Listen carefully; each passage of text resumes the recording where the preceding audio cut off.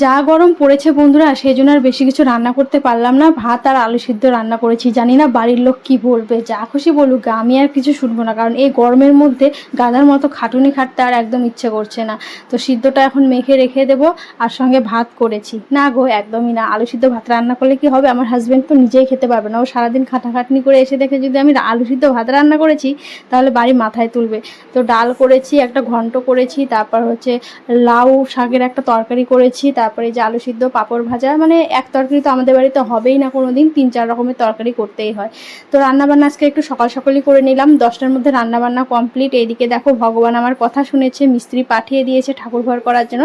এই সাইডটা হবে ঠাকুর ঘরে ঢোকার গেট, আর এই হচ্ছে আমাদের বাড়ি। হালকা করে একটু দেখে নাও। তোমরা যদি আমার রুম ট্যুর বা আমার বাড়ির ট্যুর দেখতে চাও, অবশ্যই কমেন্টে জানিও। চল ঠাকুর ঘরটা কোথায় হবে সেটা দেখাই। এটা ছিল আগে আমাদের দোকান ঘর, তোমরা আশা করি দেখেছো।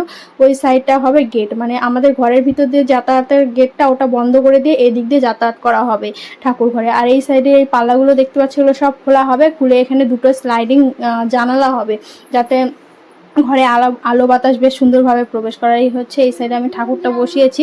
তো পুরোপুরি এখন ঠাকুরঘর হয়ে যাবে, তখন দেখতে কিন্তু খুব সুন্দর লাগবে।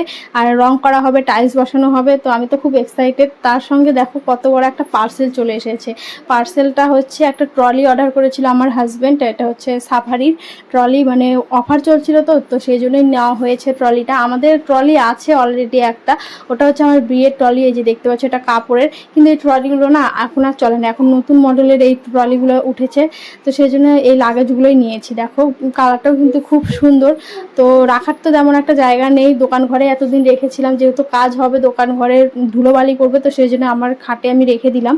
এই বক্স খাটটা সত্যি অনেক সুবিধা। এর মধ্যে যে আমি কত কিছু রাখি, মানে বিশ্বাস করবে না।